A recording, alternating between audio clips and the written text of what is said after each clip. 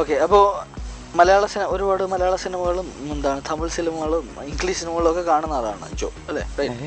അപ്പം ഏറ്റവും എക്സൈറ്റിംഗ് ആയിട്ട് തോന്നിയ ഈ അടുത്ത കാലത്ത് ഇറങ്ങിയ ഒരു മലയാള സിനിമ കുന്താപുരം ഒഴിച്ച്. കുന്താപുരയാണ് തന്നെ പറയും, എനിക്കറിയാം. അല്ല, അത് ഞാൻ പറയും എന്തായാലും, അത് ഞാൻ പറയണം.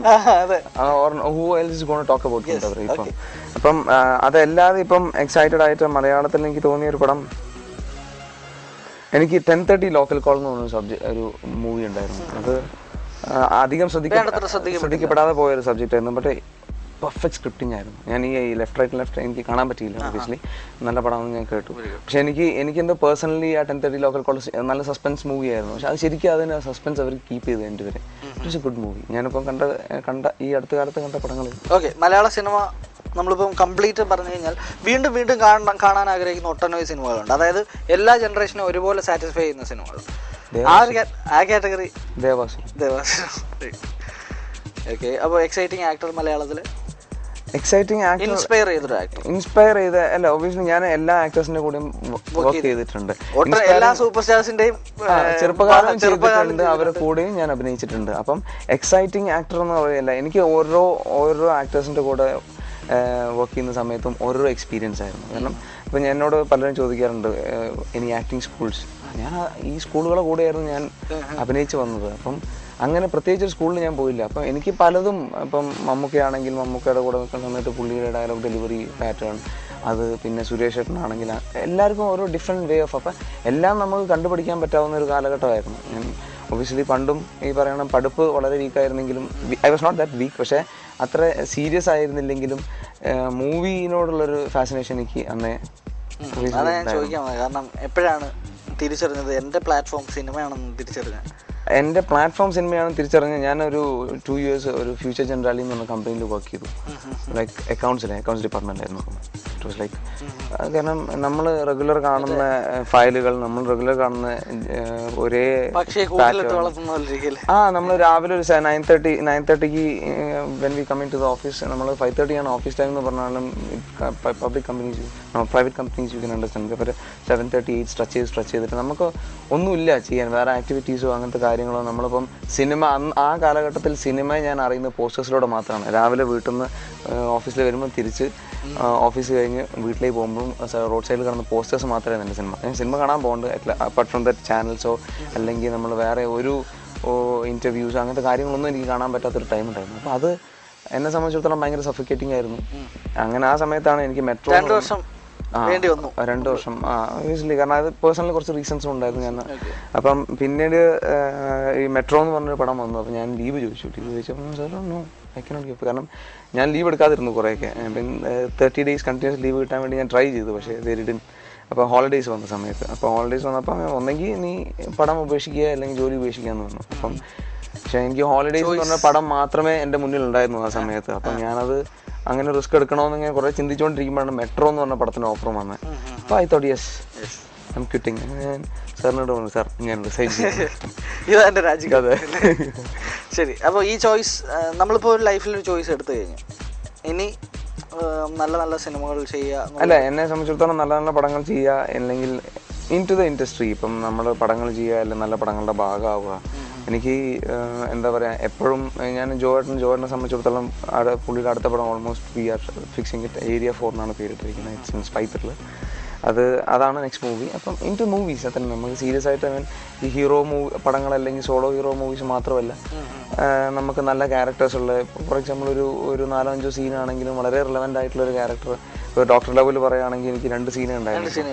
പക്ഷേ ആദ്യം തൊട്ടേ ഈ കണ്ണേട്ടൻ എന്ന് പറഞ്ഞ അവസാനം ക്ലൈമാക്സിന് തൊട്ട് മുന്നെയാണ് കണ്ണേട്ടൻ വരുന്നത്. അപ്പം അതും റിലവൻ്റ് ആയിട്ടുള്ളൊരു ക്യാരക്ടറായിരുന്നു. കാരണം മറ്റുള്ളവർ ഫുൾ ടൈം സ്പെൻഡ് ചെയ്യുമ്പോഴും എനിക്കുണ്ടായിരുന്ന 2 സീൻ എന്ന് പറഞ്ഞു കഴിഞ്ഞാൽ അത് ഒബ്വിയസ്ലി അങ്ങനെ നല്ലവണ്ണം ആൾക്കാർ ശ്രദ്ധിക്കുന്ന ക്യാരക്ടറായിരുന്നു. സൂപ്പർ സ്റ്റാർസിന് പോലും ഒരുപാട് സിനിമകൾ എടുത്തു കഴിഞ്ഞാൽ, ഇപ്പോൾ ഒരു 50 സിനിമകൾ എടുത്തു കഴിഞ്ഞാൽ വളരെ മോശം സിനിമകൾ അവർക്കും സംഭവിക്കാം. അപ്പം താങ്കളുടെ കരിയറിൽ അങ്ങനെ നമ്മൾ സിനിമകൾ എടുത്ത് നോക്കുമ്പോൾ ഞാൻ ചെയ്യേണ്ടിയിരുന്നില്ല എന്ന് തോന്നിയ സിനിമകൾ ഉണ്ടായിട്ടില്ലേ? അല്ല, എനിക്കൊരിക്കലും ചെയ്യേണ്ടിയിരുന്നില്ല എന്ന് തോന്നിയ സിനിമകൾ ഉണ്ടായിട്ടില്ല. എനിക്ക് എന്നെ സംബന്ധിച്ചിടത്തോളം ഞാൻ ഏത് പടം ചെയ്യുകയാണെങ്കിലും ഇപ്പം ഒബ്വിയസ്ലി നമ്മുടെ പടം നന്നാവണം എന്നുള്ള ആഗ്രഹം നമുക്കുണ്ടാവുള്ളൂ. ഞാൻ എൻ്റെ ജീവിതത്തിൽ ഞാൻ കയ്യെത്തും ദൂരത്ത് ഫാസിൽ സാറ പടം, ഞാൻ എൻ്റെ ഡിഗ്രി സെക്കൻഡ് ഇയർ എക്സാംസ് മൊത്തം ക്യാൻസൽ ചെയ്തിട്ടാണ് ഞാൻ ആ പടത്തിൽ അഭിനയിക്കുന്നത്. അപ്പം എന്നെ സംബന്ധിച്ചിടത്തോളം ആ പടം it was not it didn't do good in box office. അപ്പം എന്നെ സംബന്ധിച്ചിടത്തോളം അതിൻ്റെ ഒരു സങ്കടം ഉണ്ടായിരുന്നു. അല്ലാണ്ട് എനിക്ക് എൻ്റെ ഇയർ പോയ സങ്കടമോ അങ്ങനത്തെ കാര്യങ്ങളോ, ഒരു ഇയർ അക്കാഡമിക് ഇയർ പോയി എന്നുള്ളൊരു സങ്കടമുണ്ട്. പക്ഷേ ഒബ്വിയസ്ലി ഈ പടം ചെയ്തത് എൻ്റെ കാരണം എനിക്ക് പോയി എന്ന് ഞാൻ ഒരിക്കലും ചിന്തിച്ചിട്ടില്ല. കാരണം എന്നെ സംബന്ധിച്ചിടത്തോളം ഞാൻ ചെയ്ത പടം നല്ല രീതിയിൽ പോയില്ല എന്നുള്ളൊരു സങ്കടം എനിക്ക് ഉണ്ടായിരുന്നുള്ളൂ. അങ്ങനെയല്ല, ഞാൻ പറയട്ടെ, നമ്മളിപ്പോൾ ഒരു പടം ചെയ്യുന്നത് ആരായാലും, even if you gonna direct a movie, അതും ചീത്തയാവണമെന്ന് വിചാരിച്ച് you not gonna do it. അപ്പോൾ ഹാപ്പൻസ്. അത് പറഞ്ഞോ, ചിലപ്പോൾ സ്ക്രീൻ പ്ലേയിലുള്ള പാളിച്ചകളെല്ലാം അല്ലേ വേറെ എവിടെയെങ്കിലും, ഐ ഡോണ്ട് നോ വേർ. അപ്പം ഞാൻ അങ്ങനെ അത്രയ്ക്കും കൃത്യമായിട്ടൊരു എവിടെയാണ് പാളിയതെന്ന് അറിയാം, അത് അങ്ങനെ ഞാൻ പറയട്ടെ, നമുക്കിപ്പോൾ if you are directing a movie, നിങ്ങളൊരു കാര്യം പറയണം, ഞാനത് ചെയ്യും. I am not gonna correct you. കാരണം you have to direct me. കാരണം നിങ്ങൾ പറയുന്നതാണ് ഫൈനലി സിനിമ. കാരണം നിങ്ങളെ ചോദ്യം ചെയ്യുക, അല്ലെങ്കിൽ നിങ്ങൾ പറയുന്ന സാധനം എനിക്ക് എന്നെ സംബന്ധിച്ചോളം അത്രേ ഉള്ളൂ. കാരണം it's at last it's a movie. ഞങ്ങൾ നിങ്ങളുടെ പടത്തിൽ അഭിനയിക്കാൻ വരുന്നതേ ഉള്ളൂ. You have to direct us. കാരണം ഞങ്ങളുടെ പോരായ്മകൾ ഉണ്ടെങ്കിൽ അത് കറക്റ്റ് ചെയ്ത് തരണം. കറക്റ്റായിട്ട് ഇനിയിപ്പോൾ അതല്ല കുറച്ചും കൂടി വേറെ രീതിക്ക് അഭിനയിക്കണമെങ്കിൽ അത് പറഞ്ഞു തരണം. അപ്പം ദാറ്റ്സ് ഇറ്റ്. അപ്പോൾ അതിനപ്പുറം എനിക്ക് വേണമെങ്കിൽ സജസ്റ്റ് ചെയ്യാം, ഇങ്ങനെ ചെയ്തുകൂടെ, അത് അങ്ങനെ ഒരു സജഷൻ. കൺവിൻസിംഗ് അല്ലാത്ത കാര്യങ്ങൾ വരുമ്പോൾ വേണമെങ്കിൽ സ്ക്രിപ്റ്റ് റൈറ്ററോടോ ഡയറക്ടറോടോ ചോദിക്കാമല്ലോ. ഞാൻ ഡൗട്ട് ചോദിക്കണം, സാർ ഇത് എന്താണ് ഇങ്ങനെയെന്ന് ചോദിക്കുമ്പോൾ they will have valid reasons for that. കാരണം ഞാൻ ഒരു സ്ഥലത്ത് ഞാൻ എപ്പോഴും ഇങ്ങനെ ചോദിച്ചിട്ടുണ്ടായിരുന്നു, ഞാൻ ഇങ്ങനെ പറഞ്ഞു കഴിഞ്ഞാൽ ബിയോൺ അത് മറ്റേ സീന് പറയുന്ന സമയത്ത് അത് കറക്റ്റ് ആവും. അപ്പോൾ ഓബിയസ്ലി റൈറ്റ്. ഇനി കുറച്ച് കോളേജ് ജീവിതത്തിൽ പേഴ്സണലായിട്ടൊക്കെ ഇങ്ങനെ കയറാൻ പോവാണ്. എവിടെയാണ് കോളേജൊക്കെ ചെയ്തത്? കോളേജ് ഞാൻ ദേവഗിരി കോളേജായിരുന്നു, pre degree. Degree and PG ഞാൻ NSSൻ്റെ കോളേജിൻ്റെ കാലിക്കറ്റ്. ഓക്കെ. അപ്പം ആരാധികമാരുടെ ശല്യങ്ങൾ ആക്ച്വലി ശല്യങ്ങൾ എന്ന് പറഞ്ഞു കഴിഞ്ഞാൽ എനിക്ക് ഇങ്ങനെയൊക്കെ ചോദിച്ചാലേ കുറച്ചെങ്കിലും പറയും. അങ്ങനെയല്ല, ഞാൻ സീരിയസ് ആയി. ഞാനപ്പം എനിക്ക് നല്ല ഫ്രണ്ട്സ് ഉണ്ട്. ആരാധികമാർ എന്ന് പറയുന്നതിനേക്കാളും നല്ല ഫ്രണ്ട്സ് എന്നുള്ള രീതിയിലാണ് എല്ലാവരും ആവുക. കാരണം പലർക്കും എന്താ പറയുക, എന്നെ വിളിച്ച് സംസാരിക്കുമ്പോൾ ഇഫ് ദേ ഫീൽ ഫാസിനേഷൻ, അല്ലെങ്കിൽ അവരെന്തെങ്കിലും മറ്റൊരു രീതിയിലേക്ക് അപ്രോച്ച് ചെയ്യുകയാണെങ്കിൽ I obviously discontinue those talks. കാരണം എനിക്കെന്താ പറഞ്ഞൂടാ, ഞാൻ ചിലർ ചോദിക്കാറുണ്ട് സിനിമേൻ്റെ എക്സൈറ്റ്മെൻറ്റ് ഇല്ലേന്ന്. ഒബ്വിയസ്ലി ഇല്ല. സിനിമ എന്ന് പറഞ്ഞാൽ എനിക്ക് എന്നെ സംബന്ധിച്ചിടത്തോളം ഞാൻ എൻ്റെ ഫസ്റ്റ് പടം ചെയ്യുന്നത് ഞാൻ 1ാം ക്ലാസ് പഠിക്കുമ്പോഴാണ്. അപ്പം പലരും ചോദിക്കും സിനിമയ്ക്ക് മുന്നുള്ള ലൈഫും ഇതും എങ്ങനെ. അപ്പോൾ എനിക്ക് പക്ഷേ ഓർമ്മയില്ല. സിനിമയ്ക്ക് മുന്നുള്ള ലൈഫ് എന്ന് പറഞ്ഞു കഴിഞ്ഞാൽ എൻ്റെ വീട്ടിൽ ഞാൻ സ്പെൻഡ് ചെയ്തതും എൻ്റെ ഗ്രാൻഡ് പാരൻസിനോട് സ്പെൻഡ് ചെയ്തൊരു കാലഘട്ടം അല്ലാതെ സിനിമയ്ക്ക് വന്നിട്ട് എനിക്ക് എൻ്റെ ലൈഫിൽ എന്ത് ചേഞ്ച് ഉണ്ടായി, അല്ലെങ്കിൽ ആൾക്കാർ എന്നെ കാണുന്നതിൻ്റെ കാഴ്ചപ്പാട്, അവരുടെ കാഴ്ചപ്പാടിൽ എന്തെങ്കിലും വ്യത്യാസങ്ങളുണ്ടോ എന്ന് എനിക്കറിയില്ല. ആ ഒരു സ്റ്റേജ്. കാരണം ഈ വടക്കം വീരകഥ ചെയ്യുന്ന സമയത്ത് പോലും എനിക്കൊരിക്കലും ഞാൻ ഓർക്കാൻ ശ്രമിക്കാറുണ്ട് ക്യാമറ കണ്ടതായിട്ട്. I don't remember the scene camera. അപ്പോൾ ആ ഒരു കാലഘട്ടം. അപ്പോൾ അങ്ങനെ ഒരു ആക്ടർ ആയതുകൊണ്ട് പലരും എന്നോട് വന്ന് സംസാരിക്കുന്നു, അല്ലെങ്കിൽ അങ്ങനത്തെ എനിക്ക് അങ്ങനത്തെ ഒരു ഫാസിനേഷൻ ഒന്നും ഉണ്ടായിട്ടില്ല, അല്ലെങ്കിൽ എനിക്ക് അങ്ങനത്തെ ഒരു എക്സൈറ്റ്മെന്റ് ഒന്നും ഉണ്ടായിട്ടില്ല. ഓക്കെ. ഈ സ്കൂളിംഗ് കാലഘട്ടത്തിലെ സുഹൃത്തുക്കൾ ഇപ്പോഴും ഉണ്ടോ? ഉണ്ടല്ലേ. വളരെ ലിമിറ്റഡ് ആണ്. കാരണം നമുക്ക് എല്ലാവരും പല രീതിയിലും സ്കാറ്റേഡ് ആയി. എന്നാലും ഫേസ്ബുക്ക് പലരും തിരിച്ചു കൊണ്ടുപോകും. സ്കൂൾ ഇപ്പം ഹൈസ്കൂൾ കാലഘട്ടത്തിൽ എല്ലാവരും. സുഹൃത്തുക്കൾക്കിടയിൽ ഏറ്റവും ബെസ്റ്റ് ക്രിറ്റിസിസം ആരാ? അങ്ങനെ ഒരു സ്കൂൾ കാലഘട്ടങ്ങളിൽ എന്തായാലും ഉണ്ടായില്ല. കോളേജ് സ്കൂൾ കാലഘട്ടങ്ങളിലല്ല. ഇപ്പൊ ചെയ്യുമ്പോ ഇപ്പൊ ഞാൻ നിങ്ങളുടെ അത് ഞാൻ കണ്ടിരുന്നു, ഇന്ന സംഭവം കുഴപ്പമില്ല, പക്ഷെ കുറച്ച് ഇന്ന നന്നാക്കായിരുന്നു കേട്ടോ എന്ന് പറയാം. അല്ല, ഗംഭീരമായിട്ടുണ്ട് കേട്ടോ. അല്ല, അതല്ലെങ്കിൽ ഒരു കോംപ്ലിമെന്റ് വളരെ പാടുപെട്ടേ കിട്ടൂ എന്ന് തോന്നിയ സുഹൃത്തുക്കളുമാരില്ലേ?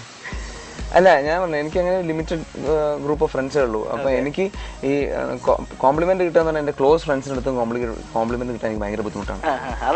നമ്മുടെ ഈ ഒരു ഇന്റർവ്യൂ തന്നെ അവർക്കൊരു 100 കുറ്റം കണ്ടെടുത്താണ്.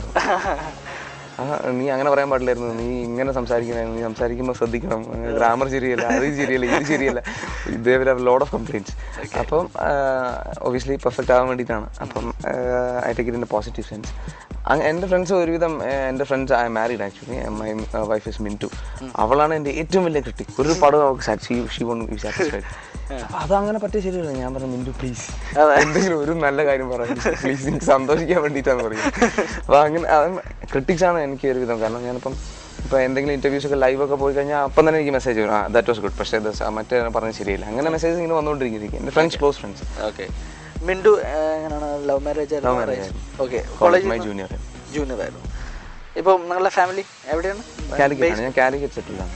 ഓക്കെ. മിൻറ്റു ബെസ്റ്റ് ക്രിട്ടിസൈസർ ആണ്. ഏറ്റവും മിൻറ്റുവിന് എക്സൈറ്റിംഗ് ആയിട്ട് തോന്നിയ താങ്കളുടെ സിനിമ ഏതാ?